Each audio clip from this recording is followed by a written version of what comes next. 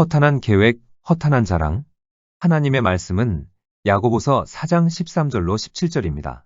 들으라, 너희 중에 말하기를 오늘이나 내일이나 우리가 어떤 도시에 가서 거기서 1년을 머물며 장사하여 이익을 보리라 하는 자들아, 내일 일을 너희가 알지 못하는도다.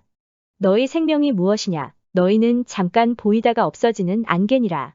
너희가 도리어 말하기를 주의 뜻이면 우리가 살기도 하고 이것이나 저것을 하리라 할 것이거늘 이제도 너희가 허탄한 자랑을 자랑하니 그러한 자랑은 다 악한 것이라. 그러므로 사람이 선을 행할 줄 알고도 행하지 아니하면 죄니라. 이 시간에는 허탄한 계획, 허탄한 자랑이라는 제목으로 말씀을 묵상하겠습니다. 하나님께서는 각 개인을 위한 놀랍고 선하신 계획을 갖고 계십니다.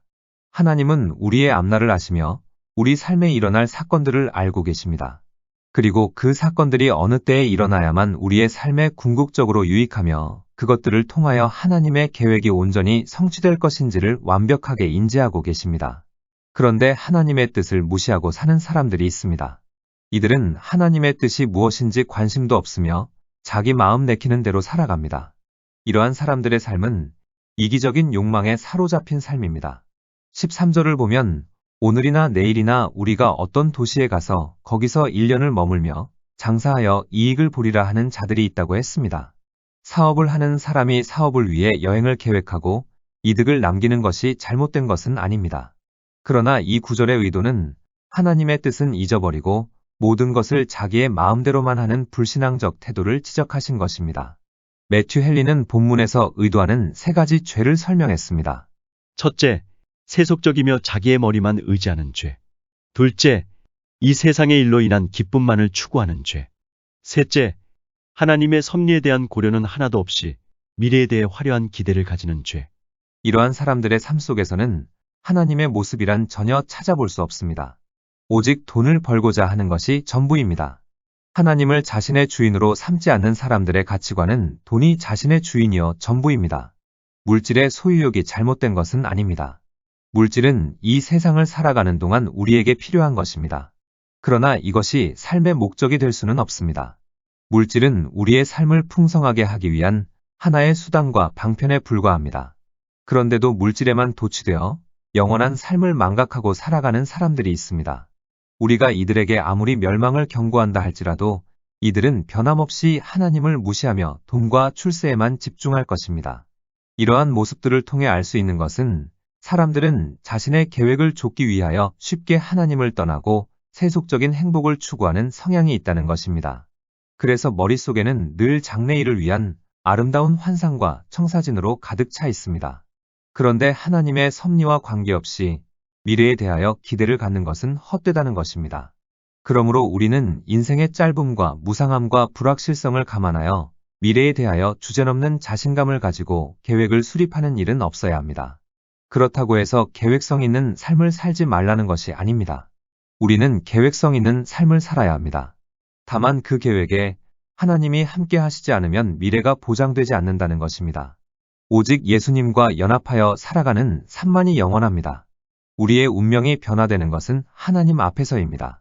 돈을 생각하면 돈의 노예가 되고 출세를 생각하면 출세의 인생이 매이게 되지만 하나님을 생각하면 우리의 운명이 달라지고 영원히 가치 있는 인생으로 변화됩니다. 우리가 어떤 도시에 가서 거기서 1년을 머물며 장사하여 이익을 보리라. 장사에서 돈을 번다는 계획은 자연스러운 것입니다. 그리고 부정한 방법으로 장사하겠다는 것도 아닙니다. 그런데 야고보는 이것이 악하다고 말을 하고 있습니다. 야고보는 돈을 번다는 계획을 문제 삼는 것이 아니라 사람들의 올바르지 못한 관심사에 대해 문제를 제기하고 있는 것입니다. 인간의 모든 계획의 기초는 하나님이 창조주이시고 나는 연약한 피조물이라는 인식으로부터 시작되어야 합니다. 하지만 본문에 나오는 장사꾼들은 자신이 인생의 주인인 양 행동을 했습니다.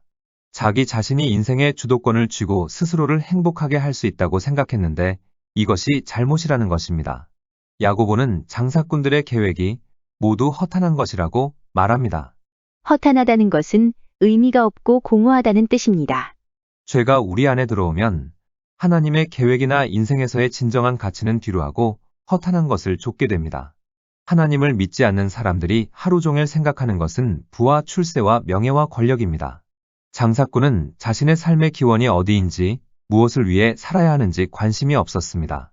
오로지 자신이 하던 대로 장사를 하여 이윤을 남기고 잘 먹고 잘 사는 일에만 관심이 있는 것입니다. 이것이 바로 죄이고 악입니다. 성도들은 부패한 세상의 이치를 따라 살지 않고 자신들이 정체성을 지키며 살아서 자기의 시대를 개혁하도록 부름받은 자들입니다. 그런데 문제는 세상 사람들보다 더 탐욕스러운 하나님의 백성이 있다는 사실입니다.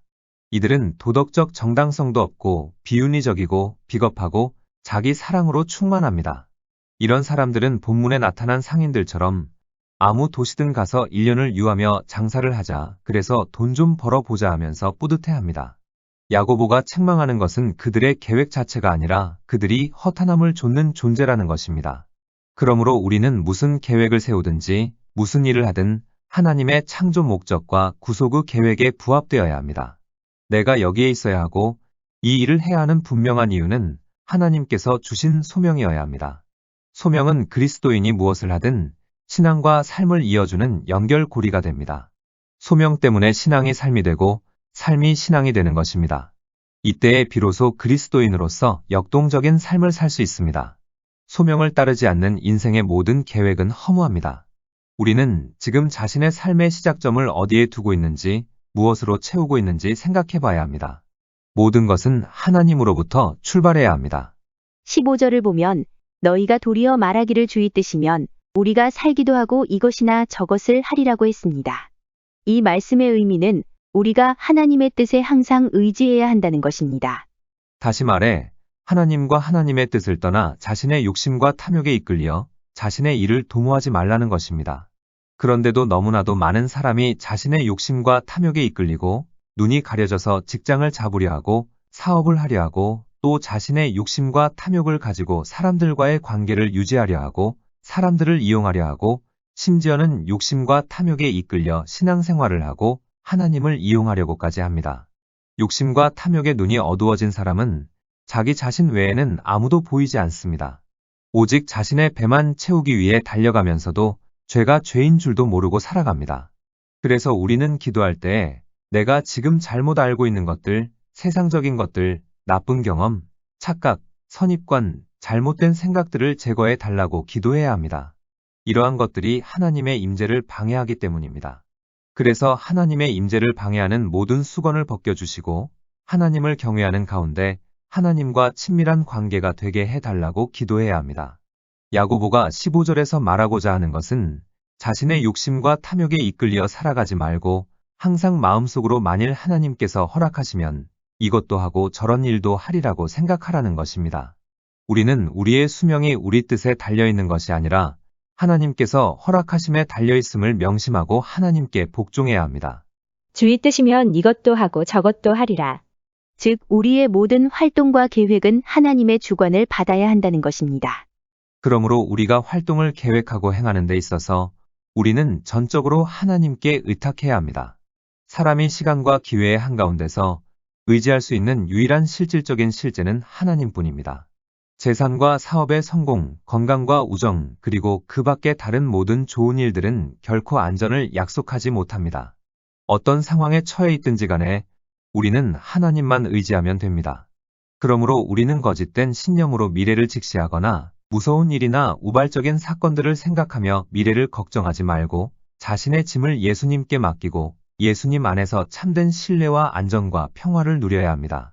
우리는 자신의 모든 삶에서 하나님의 주권을 겸손히 인정하고 자신의 힘으로 성공하겠다는 교만한 생각을 버려야 합니다. 우리는 하나님의 뜻이 어떨까 생각하지 않고 마음대로 자기의 계획을 세우기가 쉽습니다. 그러나 인생이란 짧고 덧없는 것이므로 우리가 궁극적으로 노력해야 할 것은 하나님의 뜻을 발견하고 그것을 행하는 것입니다. 우리가 인생을 살면서 후회하지 않기 위해서는 자기 착각에 빠져서는 안 되고 자기 뜻은 내려놓아야 합니다. 16절을 보면 너희가 허탄한 자랑을 자랑하니 그러한 자랑은 다 악한 것이라고 했습니다. 많은 사람이 하나님의 뜻은 외면한 채 장수와 번영과 이 세상에서 큰일을 성취하게 될 것을 스스로 자부하며 자랑합니다. 또 자신의 헛된 자만과 주제넘은 자랑을 즐기기도 합니다. 그러나 이러한 자랑은 다 악한 것이고 어리석을 뿐만 아니라 해로운 것입니다. 인생의 자랑은 다 허탄한 것입니다. 허탄이란 단어는 본래 방황한다는 뜻을 지니고 있는데 다른 말로 표현하면 없는 것을 있는 것 같이 한다는 뜻입니다. 그러므로 허탄한 삶은 자기 본위의 사람들이 영위하는 삶이라고 할 수 있습니다. 자기 본인은 판단이나 행동에서 중심이 되는 기준이 하나님이나 성경이 아니라 자기 자신입니다. 그래서 자기 본위의 삶을 사는 사람들의 계획에는 하나님과 접목되는 연결점이 없습니다. 그런데도 이러한 사람은 미래가 확실히 보장된 것도 아닌데 이기적인 욕망에 사로잡힌 계획을 세워놓고도 이것저것을 하리라고 자랑을 합니다. 그러나 야고보는 이러한 자랑을 허탄한 것이라고 말합니다. 왜냐하면 그들의 계획에는 하나님이 안 계시기 때문입니다. 인생은 잠깐 있다가 없어지는 안개와 같은 존재입니다. 따라서 우리가 아무리 좋은 계획을 세우고 자랑한다고 해도 하나님이 그 인생을 취하시면 그만입니다. 그러므로 우리는 모든 것을 하나님께 맡기고 살아야 합니다. 그런데도 자신의 분수를 모르고 사람의 본분이 무엇인지 모르고 인생이 어디에서 와서 어디로 가는 줄도 모르고 자신의 권력과 능력과 재물을 자랑하며 뽐내는 사람들이 있습니다. 신앙이 어린 사람은 교회에 와서 자기의 큰 집, 좋은 자동차, 통장에 든 돈, 성공한 자녀들을 자랑하지만 신앙의 연륜이 깊어지면 이런 것을 자랑하는 것이 부끄러운 일이라는 사실을 알게 됩니다. 그런데 신앙생활을 아무리 오래 해도 변화되지 않으면 자랑하는 모습과 방향이 달라질 뿐입니다. 세속적인 것이 아니라 종교와 신앙에 속한 것들이 자랑거리가 되는 것입니다. 신앙생활의 경험이 쌓이면 기도도 좀 해봤고 말씀 꽤나 읽었다는 자부심이 생기면서 은근히 자신의 남다른 신앙생활의 면모들을 드러내는 모습으로 자랑이 탈바꿈됩니다. 내가 기도했더니 또는 주께서 내게 말씀하시기를 같은 말들을 자주 섞었으면서 영적인 우월감으로 다른 지체들을 밑에 두려는 방향으로 바뀌어가는 것입니다. 자랑이 가져다주는 폐해는 자랑의 내용과는 관계가 없습니다. 자랑하는 내용과 관계없이 자랑하는 마음 자체가 자기의 영광을 구하는 것이기 때문입니다. 예전에는 세상에서 세상 것을 자랑했고 지금은 교회에서 신령한 것들을 자랑하고 있지만 자신의 그릇된 자랑의 무대와 주제만 달라졌을 뿐 그 본질은 자기 자랑입니다. 자기의 영광을 위해 자랑하는데 그 안을 아무리 경건한 말로 채운다고 해도 하나님께서는 마음 중심을 꿰뚫어 보십니다. 오늘날 풍토가 하나님을 높이는 사이사이에 자기 자랑을 끼워 넣는 것이 일상에 보편화되었기에 그것이 하나님의 영광을 가로채는 죄라고 생각하지도 않습니다. 예를 들어 하나님의 은혜로 문제가 해결되었다고 할 때 하나님의 은혜로 하는 수식어가 붙어 있지만 자랑하고 싶은 것은 하나님의 은혜가 아니라 자기 자신이라는 것을 하나님은 아십니다. 또 자기의 신앙 세계의 신령함을 자랑할 때 사람들은 존경에 찬 눈빛으로 자기를 쳐다보지만 혼자 돌아가는 골목길에서 마음이 허무해졌던 경험들이 있을 것입니다. 예수님 이야기를 해놓고도 결국은 자기를 자랑한 것이기에 영혼이 공허해지는 것입니다. 반대로 하나님을 자랑하면 우리는 영혼 깊은 곳에서 힘이 생겨남을 느끼게 됩니다. 성경은 분명하게 이야기합니다. 역대상 16장 10절에 그의 성호를 자랑하라. 여호와를 구하는 자마다 마음이 즐거울지로다. 하나님의 이름을 자랑하는 사람은 새 힘을 얻습니다. 그러나 자기 자랑을 하면 마음이 고갈됩니다. 하나님의 영광을 구하지 않고 자기 영광을 구하는 것은 사람들로 하여금 자기를 인정하고 칭송하게 만드는 것입니다. 자기 영광을 구한다고 해서 하나님을 보좌에서 축출하고 자기가 그 보좌에 대신 앉는 것은 아닙니다. 그것은 다른 사람으로 하여금 자랑하는 자신의 존재 가치를 인정하게 하고 떠받들도록 조장한다는 의미입니다. 하나님의 영광을 취하고 자신을 높이면 치명적인 결과가 예상됨에도 불구하고 사람들이 이런 죄를 짓게 되는 이유는 이 죄가 가지고 있는 강한 흡입력 때문입니다. 자랑하는 죄는 나방에게 있어 불빛과 같아서 강력한 힘으로 인간을 빨아들입니다. 그러나 진정한 자랑거리를 소유하게 되면 자신에 관한 것은 자랑거리가 되지 않습니다. 예수 그리스도의 십자가만을 자랑했던 바울은 자신의 자랑거리를 하찮게 여겼습니다. 많은 사람들이 대사도인 바울을 추켜 세웠을 것입니다. 뛰어난 학문, 인품, 단호함, 열정, 논리, 말씀에 대한 깊이 등 누구도 바울처럼 목회하지 못했을 것입니다. 그럼에도 그는 자신을 자랑하지 않았습니다. 왜 그랬을까요? 예수님 외에 자기 자신을 자랑함으로 헛된 시간을 보내는 것이 하나님 앞에서 쓸데없는 일임을 잘 알고 있었기 때문입니다. 그는 자기가 세상에 대하여 못 박혔다고 했습니다. 정욕과 탐심을 십자가에 못 박았으니 자기 자랑도 결국은 세상의 정욕과 탐심에 속한 것이었다는 사실을 깊이 깨달은 것입니다. 갈라디아서 6장 14절에 그러나 내게는 우리 주 예수 그리스도의 십자가 외에 결코 자랑할 것이 없으니 그리스도로 말미암아 세상이 나를 대하여 십자가에 못 박히고 내가 또한 세상을 대하여 그러하니라. 그리스도인의 영성은 그 사람이 무엇을 자랑하는지를 보면 알 수 있습니다. 그리고 그의 자랑을 모두 들은 사람들이 무엇을 인정하게 되는지를 보면 알 수 있습니다. 자랑하는 사람을 인정하게 되고 사랑하게 되고 비교 의식을 느끼면서 좌절하게 되었다면 그것은 그 사람이 자기 자랑을 늘어놓았기 때문입니다. 사도 바울은 자기를 전혀 자랑하지 않았습니다. 이것이 바로 영성 깊은 그리스도인의 특징입니다. 그러므로 바울이 고린도 교인들에게 사랑은 자랑하지 아니하며 라고 했을 때 그 말이 얼마나 바울 자신의 가슴을 적시는 말씀이었을까 생각해 봐야 합니다. 바울은 사랑의 이러한 속성을 예수님을 통해 배웠습니다. 예수님은 하나님이셨습니다. 그러나 사람의 몸을 입고 이 세상에 내려오신 예수님은 그분의 존재에 어울리는 인정을 받아보신 적이 없었습니다. 사람들은 예수님을 목수의 아들이라고 천시했고 나사렛의 촌사람이라고 무시했으며 기껏해야 선지자 중에 하나로 생각하면서 랍비라고 불렀습니다. 다만 이 땅에 살아계시는 동안 꼭 한 번 시몬 베드로로부터 주는 그리스도시요 살아계신 하나님의 아들이시니이다 라는 고백을 받으셨을 뿐입니다. 그런데도 예수님께서는 자신이 정당하게 인정받지 못하는 것에 대해서 개의치 않으셨습니다. 혹시 자신이 다른 사람들로부터 인정을 받지 못하고 천대받고 있다고 생각하신다면 예수님을 바라보고 예수님을 묵상해야 합니다. 사람들이 박수 쳐주고 인정해 주는 것이 그렇게 좋다면 박수갈채를 쫓고 사람들의 인정을 구하며 산 인생에게 남는 것이 무엇인가를 생각해 봐야 합니다. 사람들이 자신을 이 세상에서 최고로 뛰어난 성도, 하나님을 사랑하는 성도, 돈 많이 바친 성도, 주님을 위해 목숨을 걸었던 성도, 가장 많이 성화된 성도라고 인정하고 수없이 박수를 친다고 해도 이것이 자신을 거룩하게 하는 것은 아닙니다. 예수님께서 나귀 새끼를 타시고 예루살렘 성에 들어서시던 날에 사람들은 겉옷을 펴서 길에 깔고 종려나무 가지를 흔들며 예수님의 이름을 높였습니다. 그러나 예수님은 여기에 매료되지 않았습니다. 매료되셨다면 십자가에 못 박혀 죽으실 때 예수님의 가슴은 배신감으로 가득 찼을 것입니다. 그렇지만 예수님께서는 사람들의 박수갈채의 허무함을 아셨기에 전혀 흔들리지 않으시고 십자가로 가까이 한 걸음 한 걸음을 옮기셨던 것입니다. 우리도 예수님께서 그러하셨듯이 사람들의 환호성이 부질없음을 알고 하나님을 높여야 합니다. 사람들의 박수와 갈채보다 하나님 한 분으로부터 받는 인정과 사랑 때문에 더 행복해하는 성도가 되어야 합니다. 예수 그리스도에 관해서 자랑할 것이 많은 사람이 되면 자기 자랑을 통해 자기 영광을 구하지 않을 것입니다. 완전한 만족을 주시는 하나님의 사랑을 거부하고 다른 사람들의 인정과 사랑을 받기 원한다면 그 사람은 방황의 늪에 빠지고 말 것입니다. 성경은 사랑을 여러 말로 정의하면서 이렇게 말했습니다. 고린도전서 13장 4절에 사랑은 자랑하지 아니하며 여기에서 자랑하다로 번역된 헬라어는 페르페리오마이입니다. 본뜻은 뻐긴다, 자기과시, 스스로 뽐내다입니다. 따라서 이 구절의 정확한 번역은 사랑은 뽐내지 아니하며입니다. 이는 사람들에게 사실 이상의 인정을 받기 위해서 자기와 관련된 사실, 물건, 사람 등을 높이 축혀 세우는 행위를 묘사하는 단어입니다. 사람들도 뻐기는 것을 싫어하지만 하나님께서는 그 행위를 악하게 보십니다. 그럼에도 사람들은 자기 자랑을 그치지 않습니다.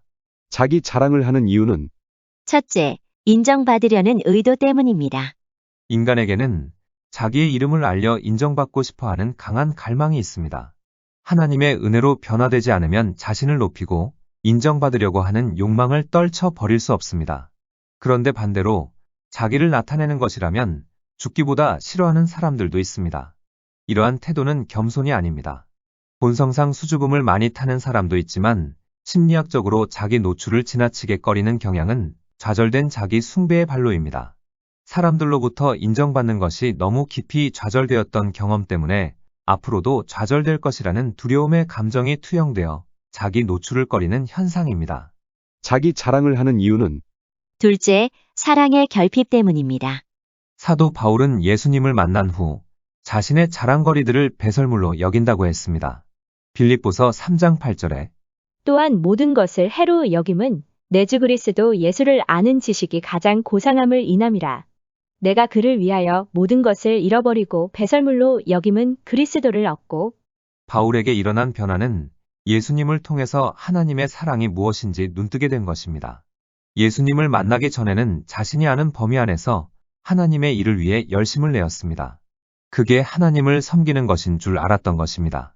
그러나 예수님을 만나고 난 후에는 하나님께서 진정으로 원하는 것이 사랑의 관계였음을 알았습니다. 그래서 사랑이 없으면 내게 아무 유익이 없느니라고 했고 사랑을 추구하라고 한 것입니다. 오늘날에도 하나님께서 원하시는 것은 사랑의 관계임을 알지 못하고 행위로 하나님을 기쁘시게 하려는 성도들이 있습니다.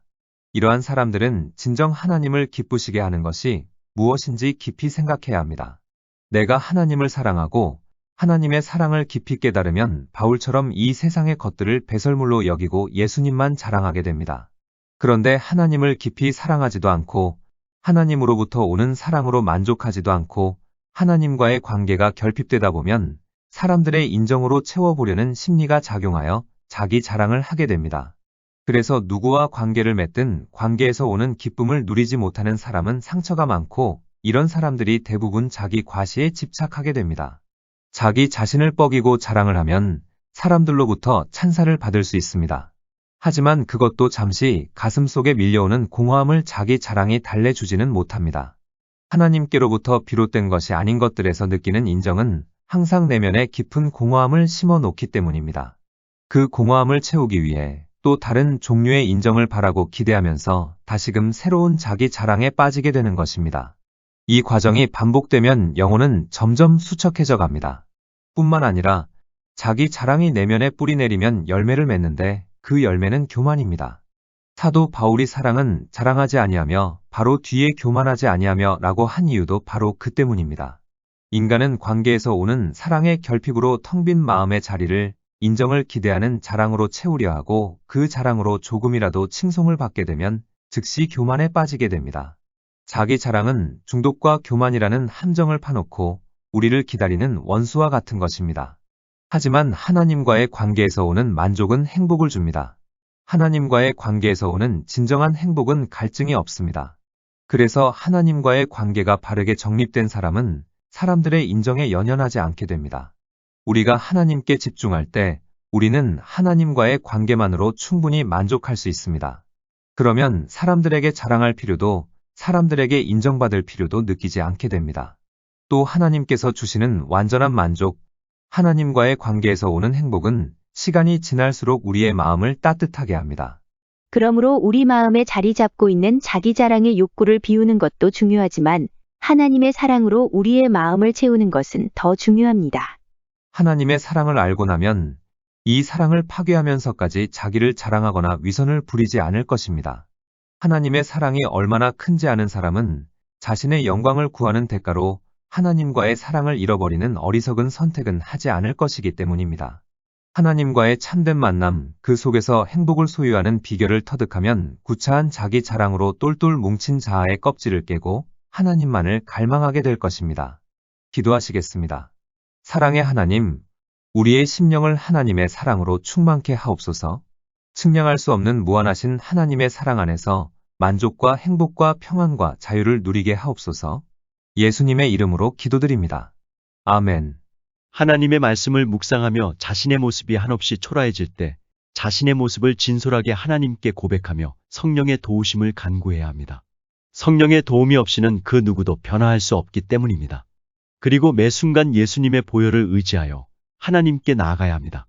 하나님께서는 내 형편이 어떠하든 내 신분이 무엇이든 무슨 죄를 지었든 변함없이 나를 사랑하십니다.